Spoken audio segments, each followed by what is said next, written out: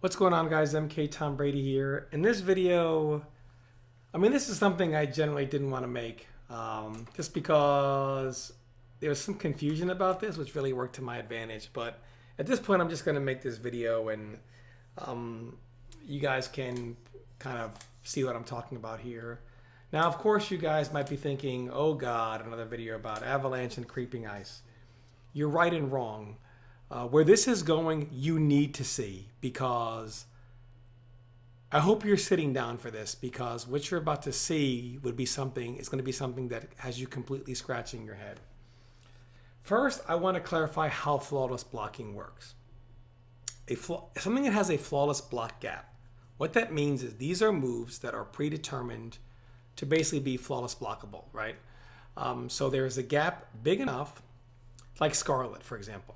There is a gap big enough for you to block one hit and then release block and flawless block the next hit, such as Shang's forward 2 string, where the last hit, the one that has advantage, there's a purposefully a flawless block gap there big enough for you to release block and tap block again at the appropriate time. That's how flawless blocking works.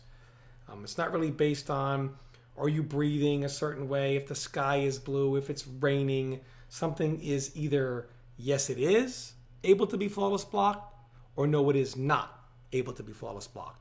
There is no scenario in which flawless block works by saying something is flawless blockable and at the same time not flawless blockable.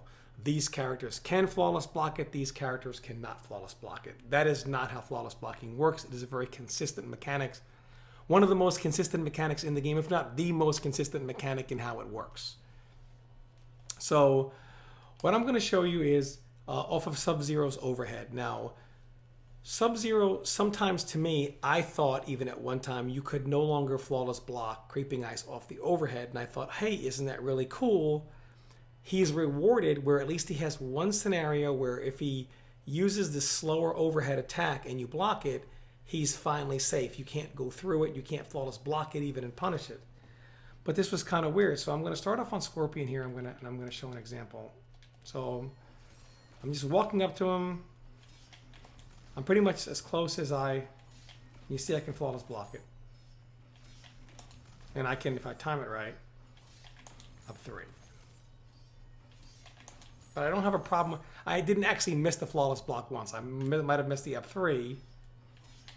But I'm very consistent on the flawless block. Okay, so once again, I'm going to walk up to him. So you see I'm holding forward. I can't be any closer to him than this. And now I'm missing it. Okay, maybe I'm just off the timing on it, right? Maybe the timing is off, right? I'm a human, right? I make mistakes. Okay, let's try this again. Again, I'm holding forward. Okay, another problem. Wow, interesting. Let's try this again. I'm going to hold forward. And let's see.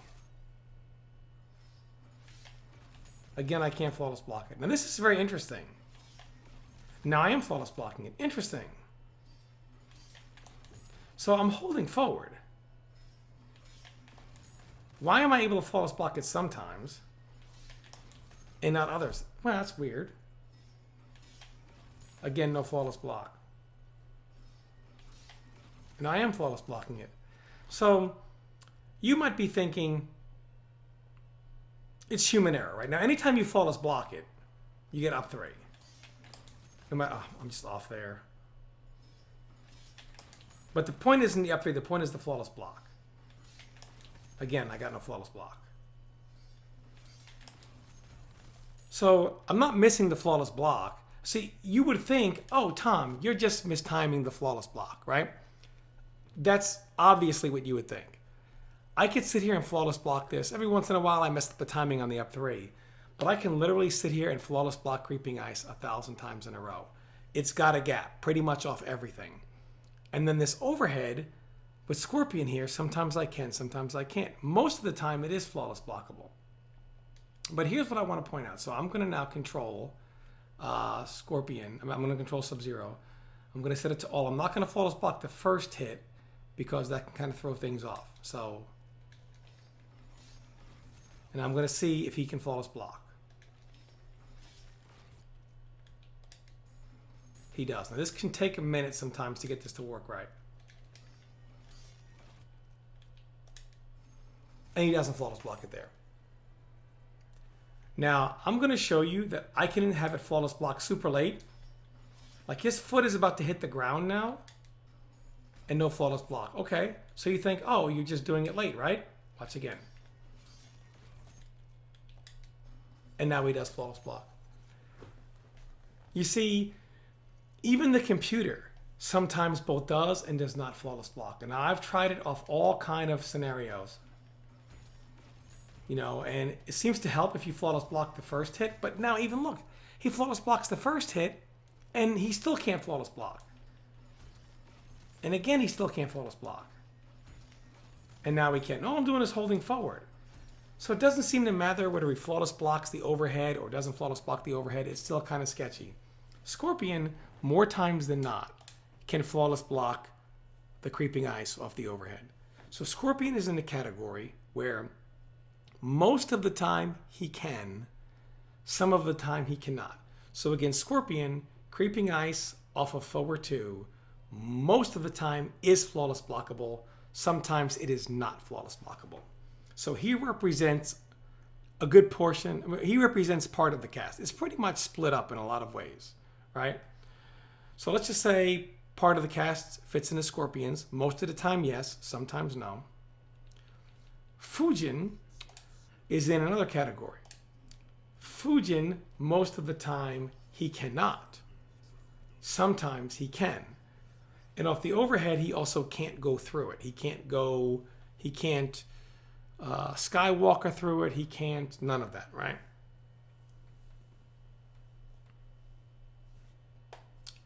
So Fujin, let's go ahead and do this, and let's go ahead and show. So as a human, I'm trying to flawless block this,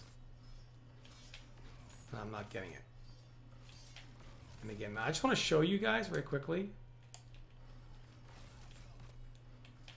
I don't have a problem with this.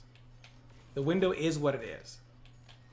Oops. And if you do it off a string, like, you know, whatever,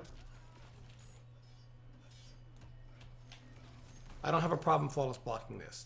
Yet off the overhead, it seems impossible for me to flawless block. Very strange. So I'm going to allow the computer to do this. Didn't get it.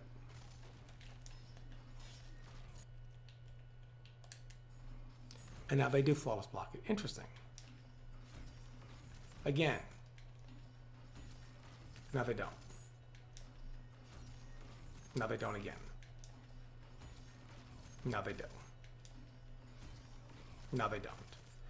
And it should be easier if flawless blocking the first hit.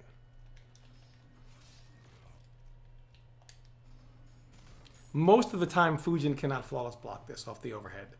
So Fujin falls into a category of characters that can, most of the time, cannot flawless block it. Sometimes they can, but again, 80% of the time plus they cannot. So it's not worth it. So again, we have Scorpion. Once again, just to backtrack very quickly, quick recap. Scorpion represents those characters, and I'm not going to go through every single character on this video because we'd be here forever. I guess if you want, I could do a list and post it somewhere. Scorpion represents those characters that most of the time they can flawless block it off the overhead, sometimes cannot. Fujin represents those characters that most of the time they cannot, sometimes they can. And Cabal represents the characters who pretty much every single time can. And the game is split into these three groups. Most of the time, yes, sometimes no. Most of the time, no, sometimes yes. And then every time, yes. So the game is split into three categories off the overhead. So if you were to ask, off the overhead, is Creeping Ice flawless blockable? It depends on, is it raining out, color of the sky, character, and even those characters. Sky is blue, hey, I got it. Sky is raining, you know what, now this time I can't do it. So I'll just go ahead and, you know, just for sake of argument, I'll just go ahead and man Cabal. And every time, I missed the up 3 there, but But Cabal can always get it. I'm not going to sit and do it 10 times in a row. He can always get it. Just take my word for it.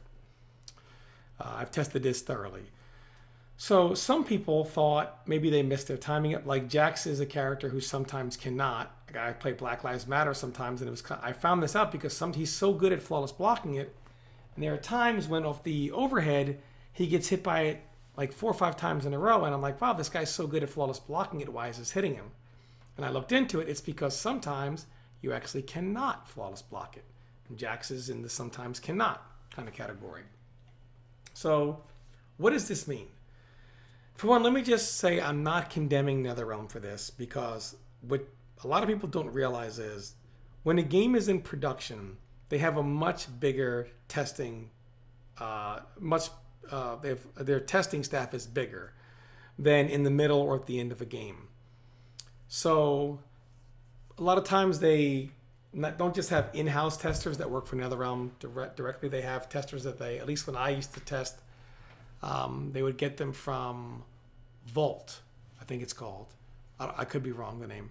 And they would be part-time testers where they could work several months at a time, and then after those several months they had to leave, or they couldn't work year-round.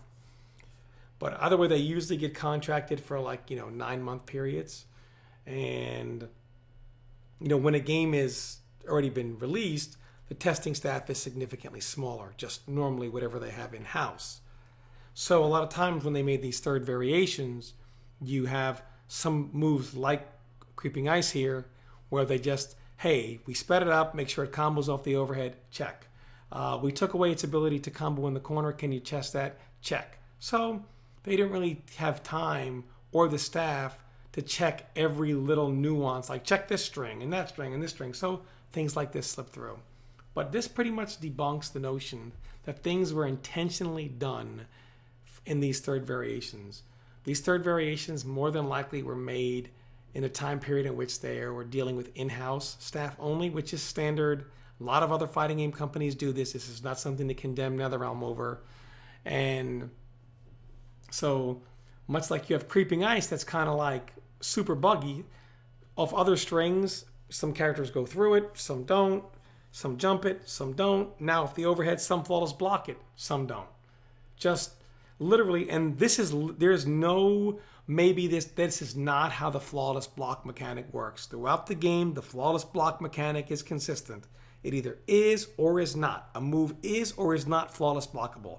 No one can make a single argument where something isn't or is, or at the same time is and is not, with the same character in the same situation off the same moves. So this is how upgraded Jackie was made. This is why when people condemn NetherRealm, how could you do this? Does leap work? Does shrapnel work? Not seeing, wow, shrapnel has no limitation. It's just, what the hell? Combine it with leap, what the hell? None of this was intentionally done. It was just, we'll take that move and we'll take that move and put it together and test. And not that, again, I'm not trying to condemn them here, because there are a lot of things they do well. And I think sometimes it just seems easier, or more people condemn them than are actually fair to them. But this is something that's really, really weird. So this is why I would say upgraded is the way it is, because much like how Creeping Ice is kind of like, what the hell? Upgraded is like, what the hell? Why are these moves not governed by anything? Why is this move so wonky? So this just debunks the fact that things were done intentionally in certain instances, because Creeping Ice, I can't tell you, are characters supposed to go through it or not? Is it flawless blockable or not? Is it flawless blockable of some things and not others? Who knows, right? Is that what it's supposed to do? But I want to call your attention to something like, this is the way Creeping Ice, this is very similar to how that move is supposed to work. I did this in another video, and I'll just show it here very quickly. I don't need to go over it in detail like I did in another video.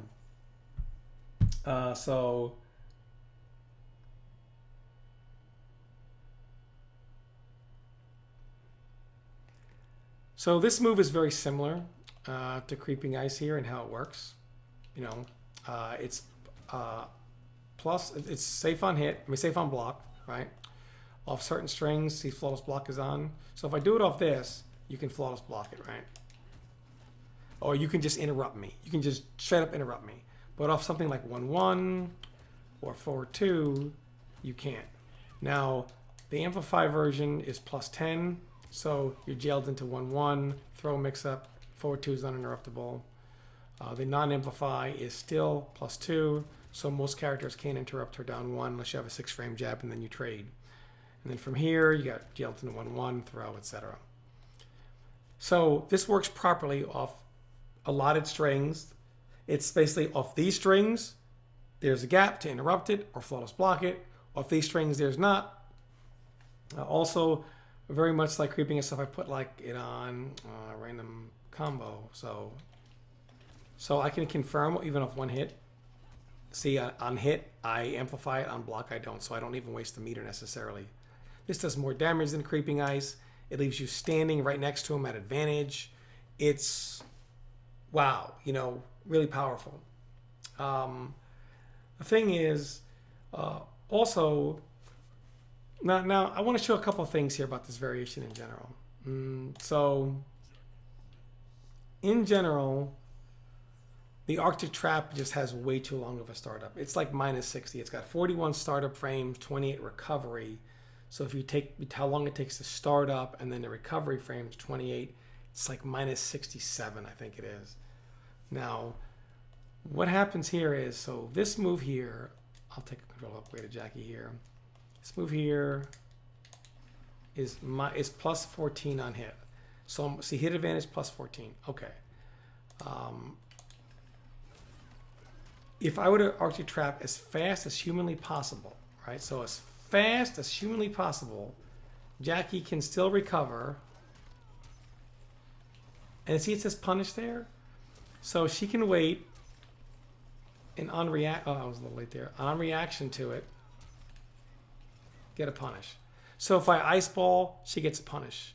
If I Arctic Trap, she gets a punish. And this is from across the screen. This is not like, oh, I set it up in front of your face, you have no options. This is from across the screen. Lots of characters can punish it. In this kind of, Raiden and Cetrion, etc., can literally just teleport and punish it. Cetrion can geyser and punish it. Sub-Zero can throw not an amplified ice ball, a super slow motion ice ball. And ice ball is not the fastest attack in the game, right? So I'm just going to show that you can throw a 28 frame ice ball with travel time, and yet a slow 28 frame ice ball can still actually stop this. So this is how slow the move is. So, oops, I didn't have it there. I'm going to have record, and now I'm going to. That's pretty much as fast as I can do it. And it says punish. And that is a 28. Let's try if I can do it even faster. That's pretty much as fast as you can do it. Yep. A little slow on the ice ball there.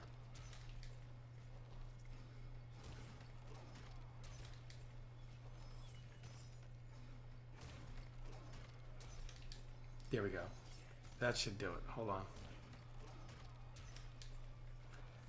I bet you I can throw this cage from here. That's even a punish. I know if you're fast enough on the ice ball, it'll work. The ice ball for sure will work, but you got to be really down to the frame on it. That was not. Let me maybe hold block there.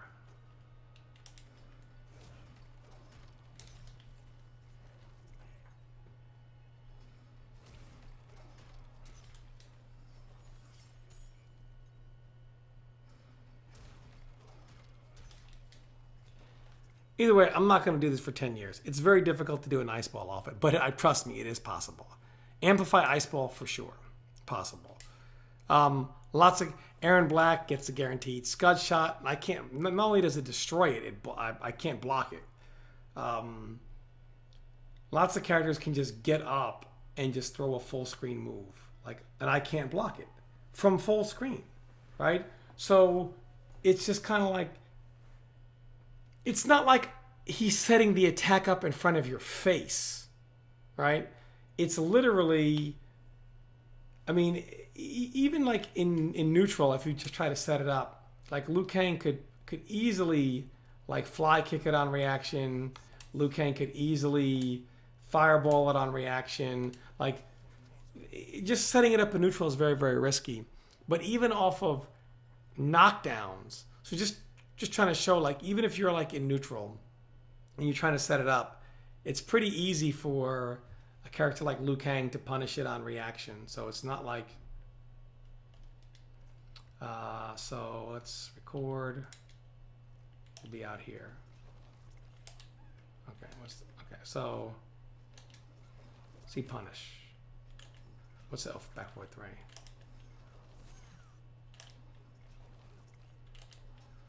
Still hits. Now I can clearly see it's not an ice ball. Punish. From all the way over there. I mean, it's just, there's just no reason for that. Like, some of these things from third variations were just kind of thrown in and not really like, what is it supposed to do? You know, so, and it's just so weird that I mean, it's more, people say, well, it's this and that, it's a move, it's neutral.